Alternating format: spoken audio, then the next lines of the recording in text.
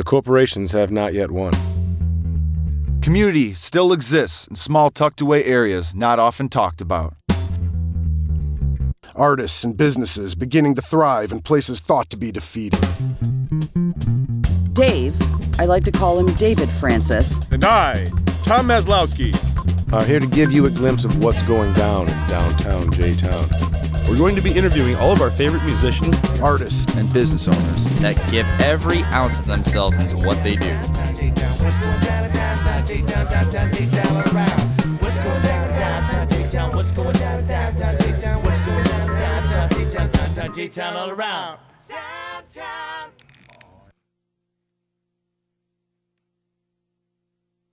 We are back at Third City Sound, above our favorite place to hear and play music and drink some beers, Chicago Street Pub.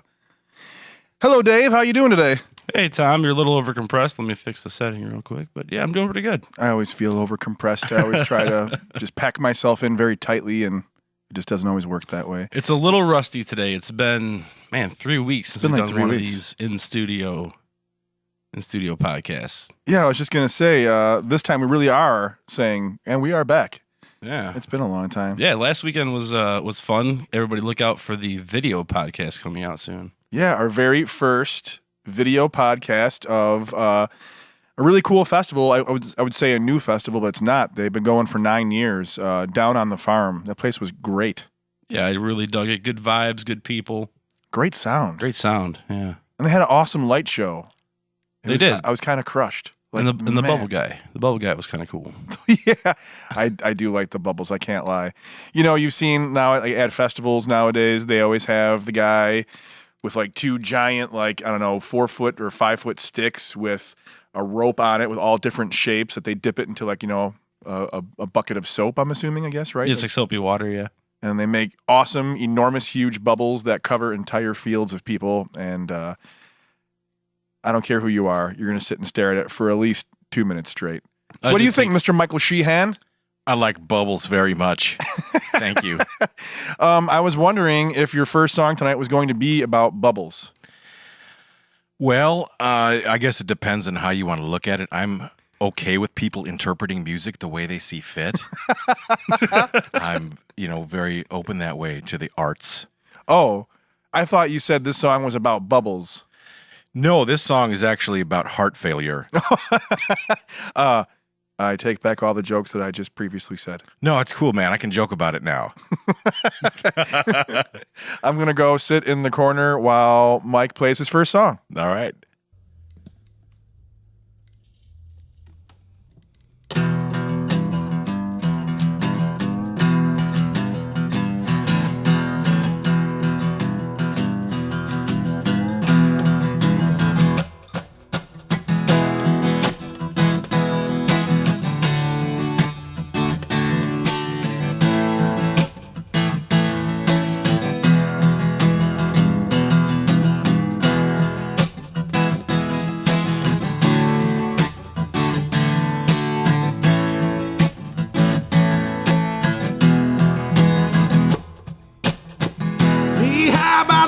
July, you said you meet me in the grave. I ain't the one to stay in the light or do just what you say. Let's pound some ground, drive around, accelerate through your curves. 3 rights, a left, 2 down is up, bound to cool these nerves.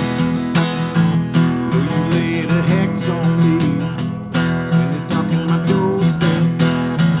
See your eyes and I feel your teeth, and I think I hear some footsteps. Know you laid a hex on me when you're knocking my doorstep. See your eyes and I feel your teeth, and I think I hear some footsteps.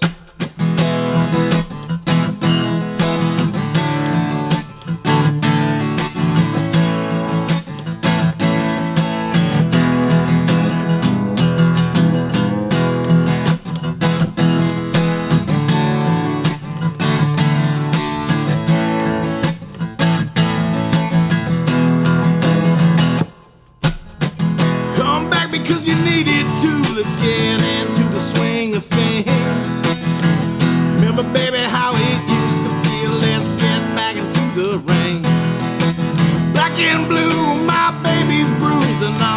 always resonating. Keep it working till it hurts the moon. Now let me hear you sing.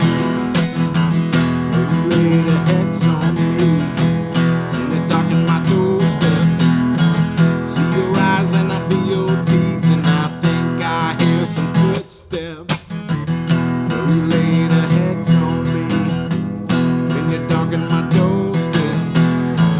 See your eyes and I feel your teeth, and I think I hear some footsteps.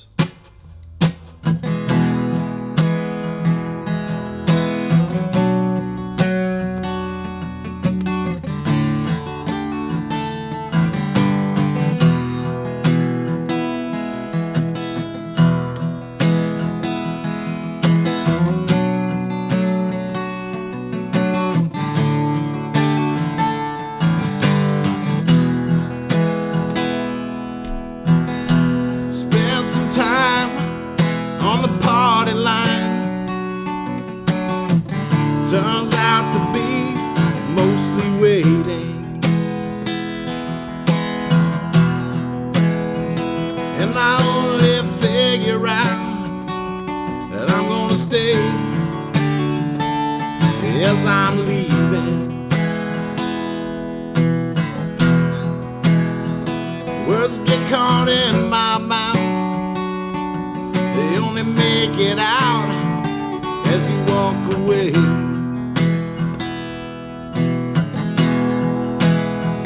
None of that don't matter now, 'cause I've been holding out for days.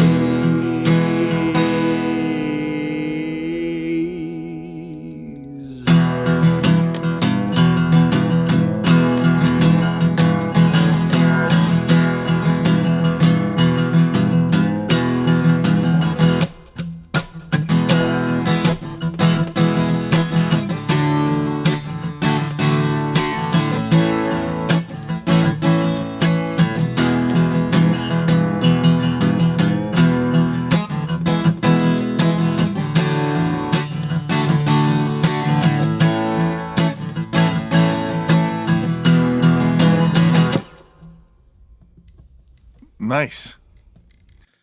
Thank you. So now I know I've heard that song before. How old is that song, Mike? I wrote that, might have been about 10 years ago. I was going through an issue with my heart rate. It would start to go out of control and speed up, and I'd have to go into the hospital and have my heart stopped and started. Come on. I'm for real. So you were not kidding earlier when I was totally harassing you about the meaning of this song. No, it's actually about heart failure and Holy Christ. You know, that weird moment where your heart stops and you get a weird taste in your mouth from the drug. Whoa. And they have you hooked up to the crash cart. Luckily, I had it fixed. Yeah, I'm glad you're still with us. Wow. Yeah, holy cow.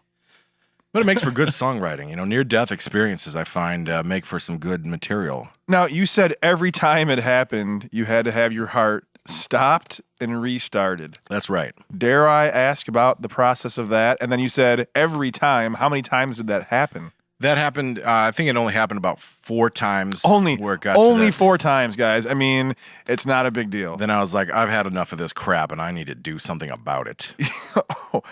What? Oh, wow. It's something that happens to a lot of people. It doesn't get as bad where they need to go. What happens is they take you in, and you know, you go to the emergency room and you say, you know, my heart's acting kind of funny.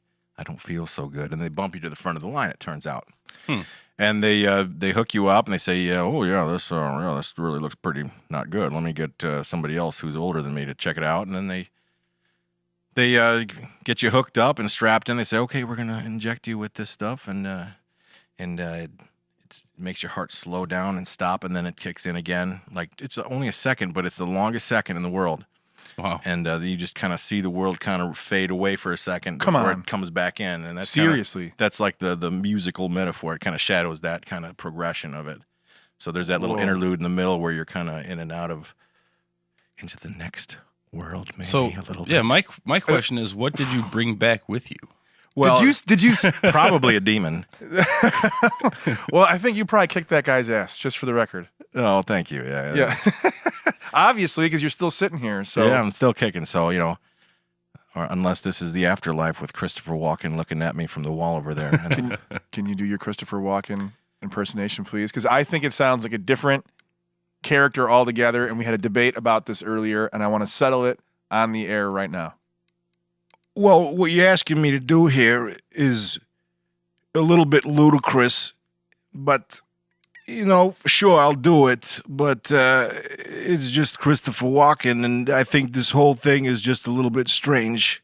I think he sounds like Bender from Futurama. I just want to go on record and say that's the best Bender you could ever hope for. Well, I would say it's not as derivative as most Walken impressions, but it's not quite Bender. Bender for Walken, maybe? Bender for I don't know. I felt like I was channeling Christopher Walken right there. Maybe that's what he sounds like off camera. You would have to tell me because I blacked out right there. Hey, no more jokes about that. If I can't make jokes about it, then you can't make jokes about it. That's fair enough. Is it kind of fair? That didn't sound very fair. After I said it, I'm like, man, that's not very fair. You run a tight ship here, Tom, and that's okay. Now, you said 10 years ago you wrote that. Yes. How long have you been playing guitar? I started playing guitar in, must have been 1999. I was at the United States Military Academy at West Point as a cadet, and I played football and I wrestled there, and I broke my neck twice. Jeez, dude. Wow. True stories. And I came home on medical leave, and I had nothing to do. And my roommate had a guitar, and so he taught me a couple of chords. I started playing a couple of Bob Dylan and Townes Van Zandt songs that I was digging on at the time, and just kind of got better. And, I never really took a lesson. Actually, you're the only person that's ever given me a guitar lesson, Tom. Really? Yes. So you did it all just online or books or... No, in 1999 there wasn't a lot of online I was just going to say lessons. It was all online, just chords. I never really bothered much to play songs the way that the artist played them. Sure. I just kind of played it how I thought it should be played. Yeah. I don't know if that makes sense. Yeah, that makes sense. I've got a guitarist in my band who's very, very into doing it faithfully. Sure. And doing the same thing over and over again. And I like to kind of explore a little bit when I do it, and that's I think both approaches make the musical world go round. Yeah, I mean, there's something to be said for being able to replicate something. It's not very easy to do, honestly. Right. Honestly, it's too hard for me to do. I was in the same boat for a long time. I completely and totally avoided playing covers like the plague, and it honestly was because I was afraid I couldn't do it. Seriously, until I gave lessons to a kid who demanded. He's like, I did all your scales and all your stuff, and now I want to learn this song right now. And it just happened to be Smoke on the Water. No, no. It was actually Papa Roach. Of course it was. It was a Papa Roach song, and there was bass chords and hammer-ons in there. He's like, what's a hammer-on? I'm like, all right. The lights came on. Like, okay, there's nothing wrong with learning cover songs. It's fun, man, and to do your own thing with it, I think, is even more fun. Sometimes, who I thought was great was doing covers. That was almost English. Who I thought was great at doing covers was Jeff Buckley. 9 times out of 10, I like his version better than the original person. And that's, that's my thing too. I want to try to explore it until I find a better way to do it. And, I like Bob Dylan. I love Bob Dylan. He was the first stuff that I played. But when I think of All Along the Watchtower, I think of Jimi Hendrix and his cover of it. Yeah, absolutely. That's he never would have got there if he was just doing Bob Dylan tunes as Bob Dylan. Right. And honestly, as an audience member, I mean, it's cool sometimes when you go to a bar or event or something and you get to hear songs that there's nothing wrong with that. That's fun, man, But I think, as an audience member who's going to search for some music this night or whatever, I think it's great when an artist does a song their own way.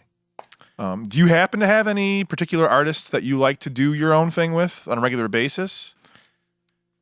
Pretty much everything. There's nothing that I really play faithfully, it turns out. I mean, but do you have any favorites? I love doing this person's songs. Something that speaks to you, like the words or their, Well, I was playing earlier. I was playing some Townes Van Zandt here earlier, and I really, those are the tunes where I close my eyes and I get really into the tune, and I just kind of become part of the song. And I don't play any Townes Van Zandt songs the way he plays them. You know, I don't sing them the way that he sings them. Half the time they're not in the same key, but you know, Yeah, keys are flexible, right? I mean, they are for me. They are for anybody, right? I mean, you got to match your range and all that kind of stuff, right? Now, and that's pretty cool too that you're changing keys and stuff, so you do know some fundamentals then. Like, how did you come across like taking no classes at all? How did you come across knowing what keys were and how to move it around? Or Well, I'm not completely untrained musically. I was a saxophonist. Oh, it comes out. 3rd through 7th grade. Man. So you had music lessons, man. Man from my own But heart. even then I was playing by ear most of the time. You know, I could read music at one point in my life, and if I tried really hard again, I can do it again. Sure. But you know what a key is. Like yes. The concept of keys. Like I'm aware of the terminology, and you know, I can speak in math like my bass player in one of my bands. Speak in math. I love that. That's right. Buzz like a fridge. Yeah. Everyone always says, "Are you talking about jazz?" I'm like, "No, man. It's just the name of the chord. Sorry." Like, yeah. Like so, when he says 1-4-5, I know what he's talking about. Yeah. I would rather just. That's important, though. That's huge. It turns out it is. You know, especially when you've got guest musicians coming and playing, and you need to get things rolling pretty quickly, and it's. You know, it's something that I've definitely gotten better with the more I've played live with different people. Sure. But, yeah, it didn't come out of nowhere, and I've always been able to sing, but I've always had an ear for it. You know, I grew up singing. I was in show choir at Lockport Township High School and did musical theater. So, you know, I've had a decent ear for that and for harmony, and, you know, that made it a little bit easier to jump around key-wise. That's awesome. Yeah, harmony is something that I struggle with. I'm a bass player, like through and through. That's that's my home, ain't it, man? Like, I struggle with harmony as well. But I've heard that like to be a good horn player, you have to be a singer in your head. And I've noticed since I've been playing the trumpet lately, it's actually improved my singing. Like because you have to when you have 6 notes going at the same time, it's a little different than having one note to play with, I guess. Yeah. You know, it kind of changes your mentality a little bit. Yeah, for sure. Yeah, my new experience with that was, you know, taking voice lessons and then learning melodies for ukulele. So now that song that you played though was an original, obviously. Do you have? Well, I'm kind of embarrassed to actually ask you this, but I don't know how many albums do you have out? We've only got the one out. Okay. I've got, with the Prairie Ghosts, I've got Habit. That's our album that we put out. And I've got one that's about halfway done that's going to be coming out hopefully sooner than later. You know, we've got to flesh out a couple more tunes before it's ready. Okay, I was going to ask you, is it the recording almost done or the writing almost done? We've got about 5 songs completely done written, and we've got a couple more that are about halfway done. And we got to kind of tinker around with a little bit. And we're not in a hurry to just push something out. You know, we like to enjoy the process of getting it in, and the production of it's really important to us too. Yeah, and you're busy as can be also. I mean, you have an actual day job, like a really important one. I suppose I do. Which is that so you setting him up? Well, yeah, man, you're a dean. I always get what school you're a dean at mixed up because you just changed to a different school, right? That's correct. I've for the last 2 years I've been dean of students at Joliet West High School, but I'm going back this year to Hillcrest High School in Country Club Hills. Oh, where I'd been a teacher for 9 years and then was a dean there for a semester. So I'm going back to the Hill. Nice. Yeah, I'm really excited to go back. It feels good. What subject did you teach? I was a Spanish teacher. Oh, wow. Obviously. I mean, look at me. Yeah. And I hear you speak Spanish all the time. I do. Thick accent. Sí, hablo español perfectamente bien. Nice. Okay, dude, that's it. That's it right there. We will trade guitar lessons for Spanish lessons. That was some legit Spanish voiceover right there. Yeah. Well, I grew up speaking Spanish, so it's not that hard for me. Why? Where were you? I grew up in the mean streets of Chicago.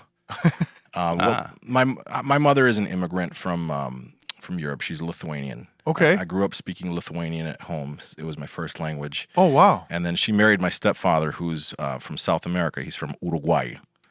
From Montevideo in Uruguay. Wait a minute, That's man. the capital of Listen, man, I need you to back up all kinds of things here. Can you state your name for the record, please? My name is Michael Shehan. Okay. Your mother is from where? Lithuania. Okay. Your father is from. The United States of America. Oh, I thought you. Is my Stepfather. Oh man, I'm sorry. I missed all Listening's a that. skill for a podcast. Oh, That's good right. That's Lord. right. It's happened so many times. Open your ears, buddy. It's okay. Well, I have headphones on them and it distorted what you said. I'm kind of speaking in a low register. Maybe I can raise my voice here and you can understand what I'm saying. All right. That just makes it worse. All right. No, yeah, my stepdad's from South America, so they got married when I was like 5 years old. So I started learning at that age, and then I picked up a lot as I went, and I had a lot of fun teaching it. It was pretty cool. I have to probably assume that you were probably a fun teacher to have in class. I like to think so. I would also have to assume that you were one scary dude if someone turned the corner the wrong way. Yeah, some people I think were a little bit intimidated. Now, nobody out there can see me per se on this podcast. Oh, yeah, well, there'll be a photo album, you know. Yeah, I'm kind of a bigger dude. And you have this face that, like, is really like, yeah, I'm a nice guy, I'm a kind guy, but I can see in there that if you were toyed with in the wrong way, that it might not be someone's good day to see the bad side. Right, but I never preferred to raise my voice, and even as a dean, I don't. It's not that effective. When I do it, it's a calculated decision to do it. It's a tool. I see. It's a scalpel. If you will. I'll say more like a super long fuse to a powder keg. Yeah. No, I keep it together pretty good. So, I mean, you've done, quite a lot of things in your life then so far. Okay, so you know 3 languages then, right? At least. At least so far as we've been, told on the show. That's right. As far as you know. Football, 4 if you count wrestling. the language of music. Yeah. Oh, hey, good call, Dave. Yeah. Good call, Nicely man. done, Dave. Thank you. Touche. So that's a long road there. Yeah, I believe in being well-rounded. And what made you go into the military? Or you just went to school? I mean, what was the whole deal with that? Well, on my father's side, it's a military family, so generations and generations of military. I've got 2 brothers. They both serve in the military. My father served, my grandfather, my great-grandfather, so it's kind of a family tradition. And, I was blessed enough to be involved enough in school. I heard in a past podcast that you were class president of your class. Is that right? Absolutely not. That was me. That was you? I was the Okay. class You're president. the class president. I was a class president as well, and that and my good grades got me into West Point. So it was a great opportunity to go to school for free and Yeah. At a good school, too. Holy cow. and serve my country, and also play Division I football and wrestle, which you don't really get a chance to do too often now. Yeah. Obviously, that plan got derailed, like many of life's plans do. How's that? Well, I busted my neck twice and had to retire from the military. Again, Wow. Tom, listening skill. No, I know, but I'm just, going back, I didn't know that's what actually. I mean, you hear about athletes doing some crazy things to their bodies and continuing to play. Yeah, So true. Yeah, I kind of pulled the plug after the second neck breakage. don't blame you. So, I shifted gears and got back into the music, which was something that made me really happy when I was doing it. And it still makes me happy to this day, Thomas. Absolutely. And you make everyone happy as you're playing. I always, even before I met you, it was at Chicago Street Pub watching you play. Mm-hmm. And it wasn't the Prairie Ghost, though. It was the Walnuts for later. Was that really seriously the name? Yeah. There was no bass player? It depended on the lineup that we had, but it was usually just a trio of 3 guitars. Yeah. Well, I think you may have even had a drummer that night, but you were up there cracking jokes and entertaining the crowd, and you guys played really well. And I thought it was a great night. Yeah, I started out writing jokey material. And I had a little bit of success with it. I had a song that was picked up by ESPN Radio, and wow. the Loop was playing it. It was a song about Chicago Bulls forward Andres Nocioni. Really? And, they played the heck out of it, and Mac Yurko and Harry pulled me on to ESPN 1000. I got to play it live on air, and Brandmeier was playing it in the morning, and it was pretty cool. And so I wrote a couple tunes for the radio. And I was having fun with that, and I was recording it with my buddies who were in Johnny Rustler and the Beach Bum Band. Okay, and you play with them still? That's right. So I went to high school with a couple guys in the Beach Bum Band, and I was hanging out with Ian, drinking some scotch, and Nice. kind of laying down joke tracks, one night. And, the songs weren't bad, and they were making people giggle, and he would forward them along to people, and people tended to like it. So I decided to kind of play it live a little bit. Walnuts for Later became a thing, and then I just started getting into more and more music because turns out bar owners sometimes want you to play for 4 hours, and you can't play 5 songs for 4 hours. So you got to start developing a repertoire. Yes. Don't we know it? Yeah, and so that's what I did. And so is that is that when you started writing music at that moment, or had you always kind of written your own stuff? I mean, beside the joke stuff, I guess. That at that point, I started writing and getting more into writing original, just rock music and folk music that was not jokey and more centered on life experiences. Sure. Do you? I just totally stuttered. Sorry. Okay. When you're writing, do you prefer to write about internal things, or are you good at like writing from someone else's perspective as an exercise, or is that out of your comfort zone? I'd say both of them. I do both. Okay. Some of them are very personal, like the one I played. Obviously that ties to a real life situation, and then some of them are about, committing crimes in Colorado and being on the run from the law, which is something I've never even been close to doing.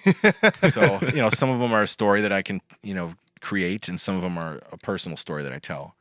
So and I don't have a problem switching back and forth. That's cool.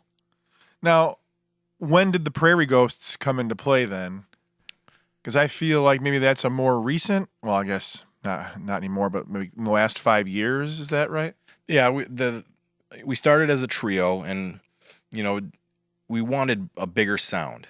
Okay, so we wanted to get more musicians on board, and when we finally got to where we were a 6-piece band, with keys and bass and everything else that we had, it just wasn't the same as what we were doing before, which was folky, jokey stuff and cracking people up. And now we'll still crack jokes every now and again, and I don't mind interacting with the audience and having fun. It's an important thing for me.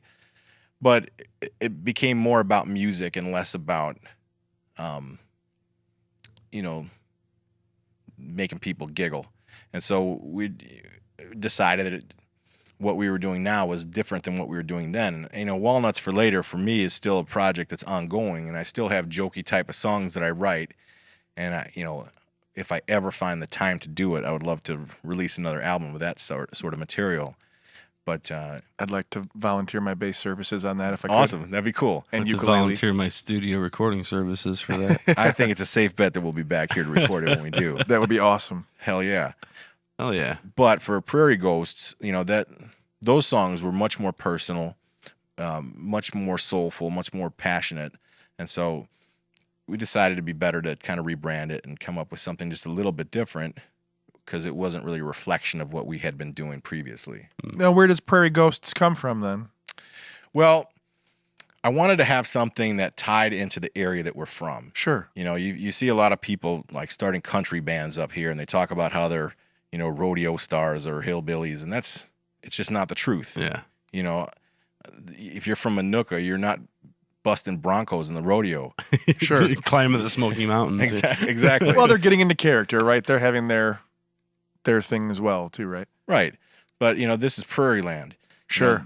This is what it is, and it's also the ghost part of it is, the urban sprawl that we're part of is always growing, and so much of that landscape is disappearing year after year after year. Yeah. And also so much of musicianship, I think, is kind of disappearing year after year after year. Now, I've got nothing against using effects and looping and recording, and people having patches for the keyboards and stuff like that. But when I see people up on a stage and their guitars aren't even plugged in, and they're basically doing live karaoke and pretending to play a show, it loses a little something, man. It does for me, and I know that they're putting on a great show for people out there, and it's entertainment, and that's important, and that's their goal. So I'm not going to say that bands that use tracks are terrible things, but to me, as a musician, as a singer, as somebody who wants to have an authentic product, it's important to me that you play, and it's something that you see less and less of with successful bands, and it's a tough gig to get, even if you're ripping your own solos and you dial in your tone and you're a master of your craft. Sometimes you're still not going to get the gigs that somebody who's playing Brown Eyed Girl and not even playing it is going to get. Not even playing it. Yeah. And it's it sounds like a little bit of And those are the chimes signaling the end of the interview portion of our interview. I need a new joke. That line was like fucking like 4 times now. I gotta I'm just I thrilled that my apologize. last word was douchey. And that's how we flushed it all out. That was the end right there. Well, man, it was great having you up here talking. It's been a while since I've actually got to hang out with you too. Well, thanks for having me. It's been a real slice. Excellent. Egg slices is what I was going for there. That doesn't make any sense, though. It made a lot of sense. It did to me. I was picturing Vincent Price's Egghead in the old Adam West Batman. I was right there with you. See, thank you. And he always ate sliced egg. Exactly. So what do you got for the second Let's song? execute the end of this interview. I'll make my exit shortly. All right, this next song I'm going to play is a new one that's going to be on our future album. It's called $1 Today. Futurama. The future. You are Bender. All right, here we go.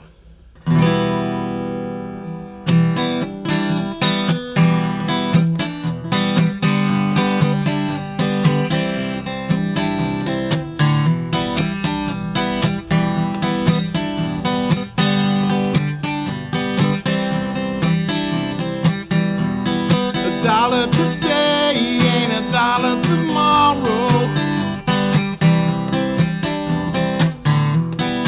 They get away with my last swallow.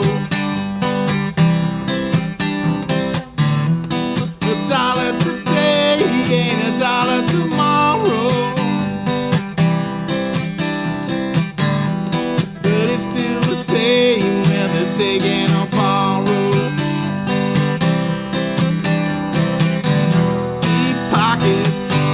Busted sockets had me a reason till I forgot it.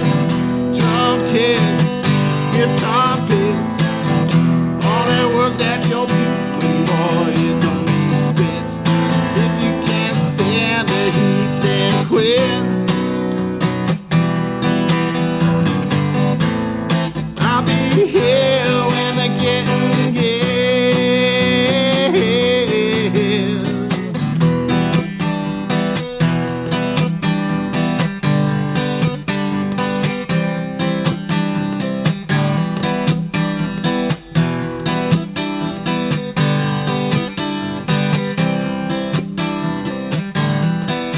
$1 today ain't $1 tomorrow. I drank it away with my last swallow.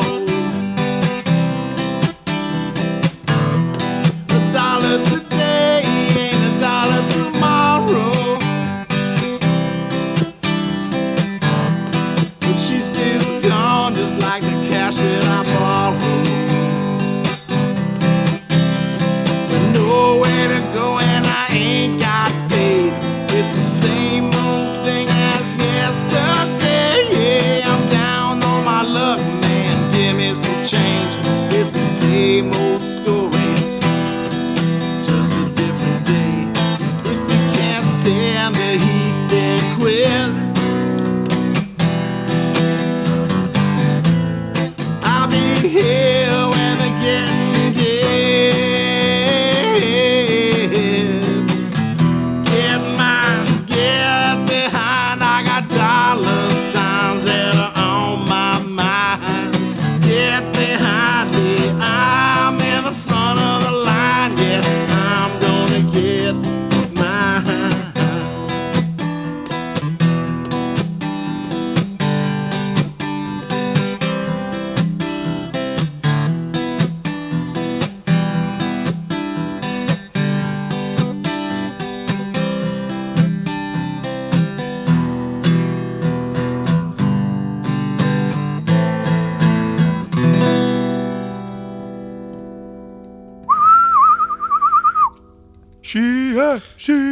Shehan. Dude, Very nice. thanks for coming and hanging out with us. Thanks for having me. Certainly. David, Thomas, I was told that you ordered a pizza for us. you were misinformed, my friend. Damn it. Sometimes it works, sometimes it doesn't. Well, I don't know how that's going to manifest a pizza in the middle of the studio. It's worked. It has worked 3 times. If you say so. Got to speak your truth into the universe sometimes, right? Yeah, man. You can't get anything unless you ask. Closed Speaking of mouths which- don't get fed. When Corey Moondog Myers said that, and I have not let that escape my brain. No, I think I've actually said it to people like 3 or 4 times since hearing that, actually. Yeah, kind of interesting. Thanks, Corey. And also, Dave and I would like to thank Bill Aldrich for letting us use his studio. Sweet Billy boy, thank you very much. Bill's a Sweet swell Billy. guy. Yeah. Yes. Thanks, Bill. He's a class act. Fancy dude. Pretty fancy dude. And also, of course, too, thanks to Mike and Kathy Trisna for, well, owning this building and let us. For everything that let they us- do. Yeah, all Because this it's a stuff. lot. It's a lot. It's a long It's list. a hell of an itemized list. And if you want to see what that list is, just go on our Facebook page and you can see all the different events going on day after day. Ladies and gentlemen, I was glad to be back up here at Third City Sound, recording episode 24 of What's Going Down in downtown J-Town. Is that my cue to start the song? Start the song, man. Roll it. Roll the tape. We should all try to sing really bad harmonies. You go first. I heard